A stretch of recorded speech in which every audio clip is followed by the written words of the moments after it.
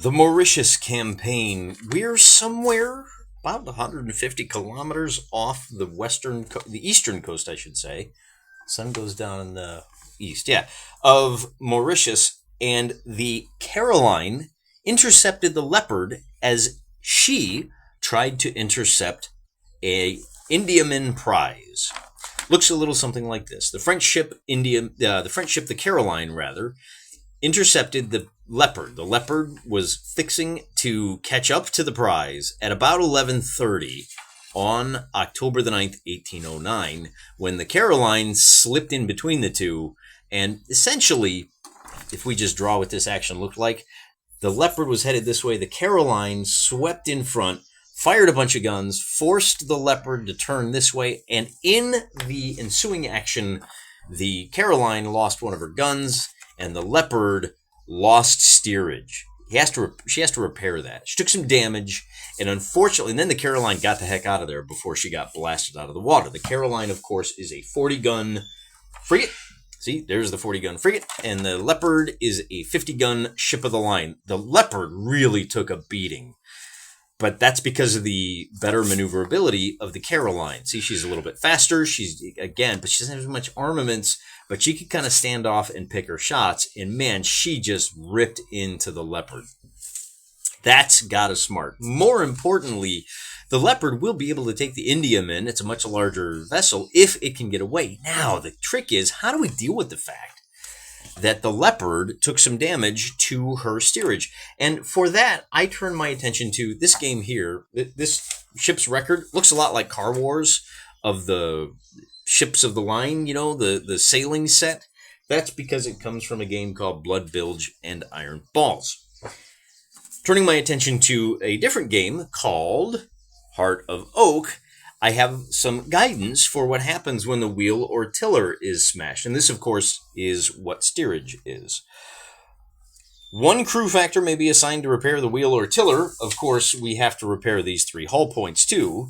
So there's a couple of repair crews there. It says that we'll repair the damage in 1 to 100 turns. Roll percentile dice. So that's what we're going to do. We're going to figure out how many turns it takes. Each turn is 1 minute.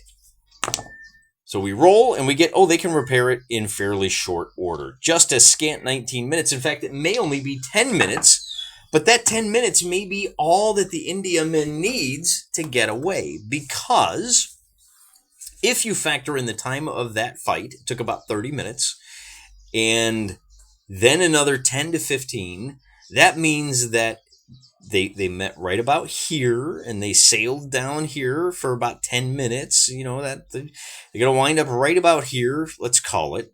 That's where the Leopard was, and her steerage was damaged. So over the course of the next half hour, had she not been intercepted, she would have wound up here. But because of this running fight for the half an hour, she's going to wind up right about here so the fight took, you know what? I didn't think about that. The fight took place at 9 a.m. while the Indiaman was here. So ignore all this mess down here.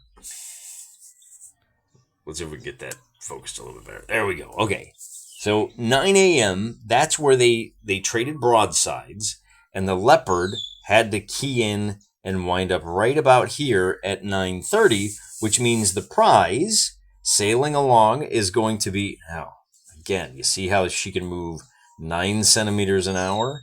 She's going to be able to make up just about, sorry, I was looking at the paper, not the camera. So here's our Leopard facing this way, and here's our Indiaman. So in point of fact, the Leopard cut the distance down to her pursuit. This is where she gets things back in order. So she sails off there. We'll call it right there. And so now what we have to look at is, so this line right here is, at this point, the Indiaman is 50 kilometers from safety, but they're moving at the same speed. So if the Indiaman just stays on her present course, then over the course of the rest of the day, we'll line it up like this. This is her course. And then for the next, we said that it gets dark at 8 p.m. So if this is 9:30, 10, then she's going to be able to move another 10 hours, which is going to be 9 centimeters, which will put her right here at the end of the day. Okay, and I'll just draw. Boy, that's really terrible. Great filming there, Mr. Hey, I'm a wargamer, not a cinematographer. What can I tell you? So that's at 9. This is at about 10 a.m. And this is going to be at 8 p.m. This would be the prize. Okay? There we go.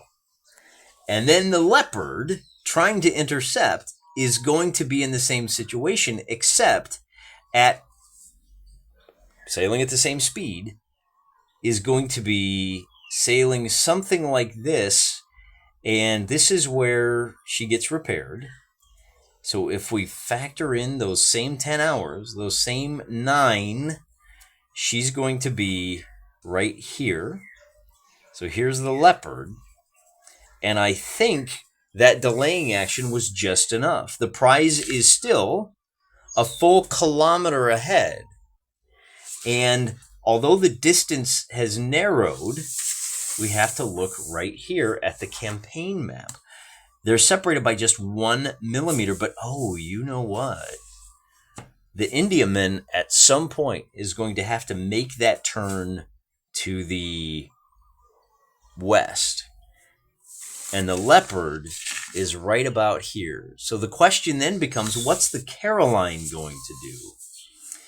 And in 10 hours, you move 9 centimeters. Bear in mind, that means that we are, if you have 16 hours of sailing a day, we're only 3 days away. So the Caroline has a little bit of time as well. Oh, I don't know if I pointed this out. The 19 minutes it would take to repair that, I cut that in half because there was only 1 steerage. So I can cross this steerage off.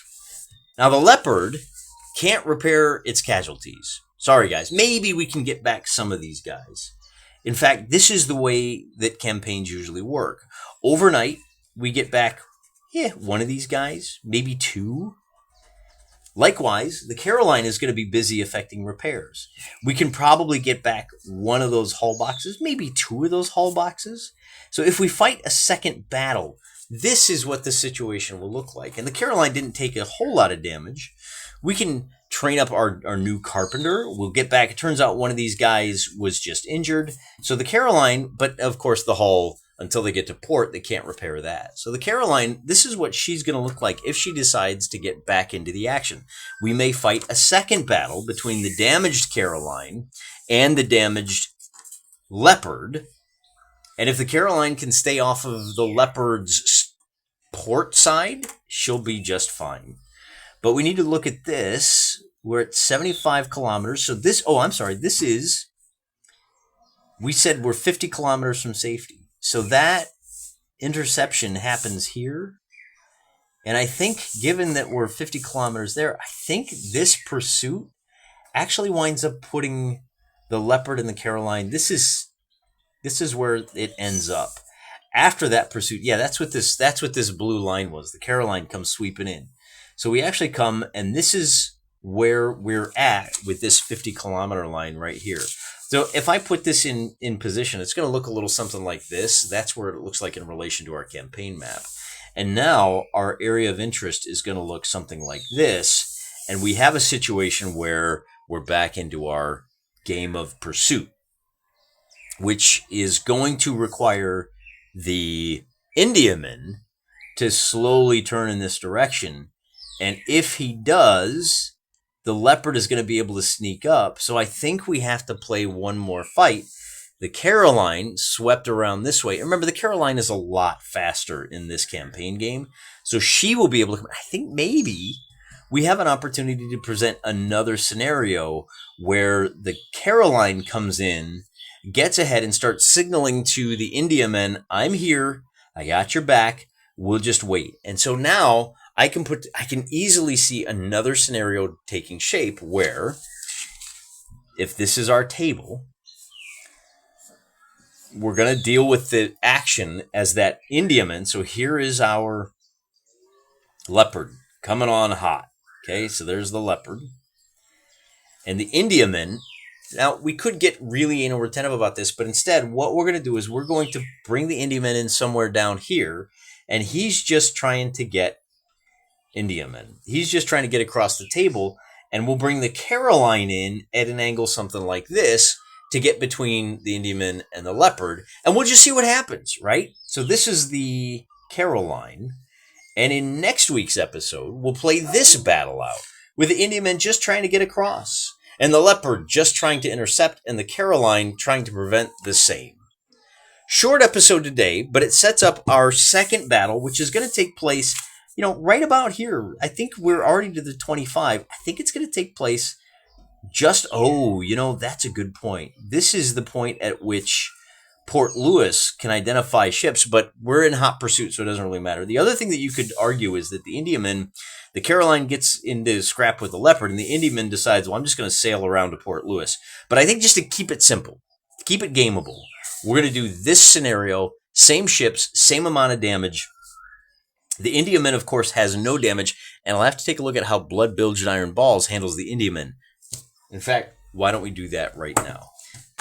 This game has a whole lot of ship's records. Some of these are actually, look, the Lorient, that's a pretty famous one. You guys have all seen the painting, right? But it also has all of these. Ooh, it has a boat for the Swifties out there. Did you see that? Guerrero, Alexander, Majestic. There, the Swiftsure. There's one for you Swifties. I know we got a lot of those in the audience for the channel, don't we? HMS Audacious. So transport ship. Oh, there's your transport ship. There's a fire ship? 140. Yeah, I think this is the one. But it doesn't have any guns, and I know the Indiaman had one or two. So maybe there's one in here. Let's flip through. 38, 28. Maybe it's on the smaller side. Boy, this is going to be an easy one for me to edit. 28-gun frigate. Here's a sloop. Maybe we count it as a sloop, or maybe I'll go ahead and print out that, because, they were worried about pirates and stuff. They had abilities.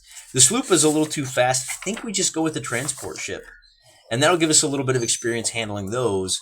But we give that transport ship, well, that's a fire ship. That doesn't do me any good. I think we give this guy, see, these are troop transports. I think maybe we give this guy one cannon for a little bit of defensibility, and we call that an Indiaman. But the other thing I'm going to do is I'm going to wait to run this battle until I've heard from you guys. Some of you guys are naval campaigners with a whole lot more experience than I have. If I swap out each of these, so it's a fairly slow ship. Doesn't have a whole lot. We would need a gunner. We'd have to add one of those, but maybe we add a gunner with instead of 2 pips, it's just the 1. Because it makes him more fragile, right? He doesn't have as much of the command crew there. But does that make sense? Am I way off base here for saying an Indiaman should be able to defend itself a little bit? No Marines, I would guess, but it does have, 4 crew stars. So tell me what you think. Am I talking crazy talk for this battle here, the action on October 11th? I'd be happy for any advice you guys can give me, because as I never hesitate to remind you guys, I am certainly not the smartest guy. Well, I'm the smartest guy in this room, the room that I'm in right now, because I'm the only guy in the room that I'm in right now. But I'm not used to being the smartest guy around. So if you have some helpful advice, maybe Alan Abbey is out there watching, and he put this book together, so he should know. Maybe even old John Williams. This is an older game. It's from 1990, I want to say. Special thanks, Heart of Oak, to Kevin Reagan. If you're out there watching, 1982. Whoo, there's a role-playing game that somebody said I should give a look. Might be worth some fun RPGs, but man, it's going to be like 10 episodes just to get done with this little action between the Caroline and the Leopard. So I don't know when we'll get to that. Maybe in the future. I do know when we're going to get to this action next week. Tell me what you think. I'll incorporate your comments. Love you guys. Till then, I'm praying for you.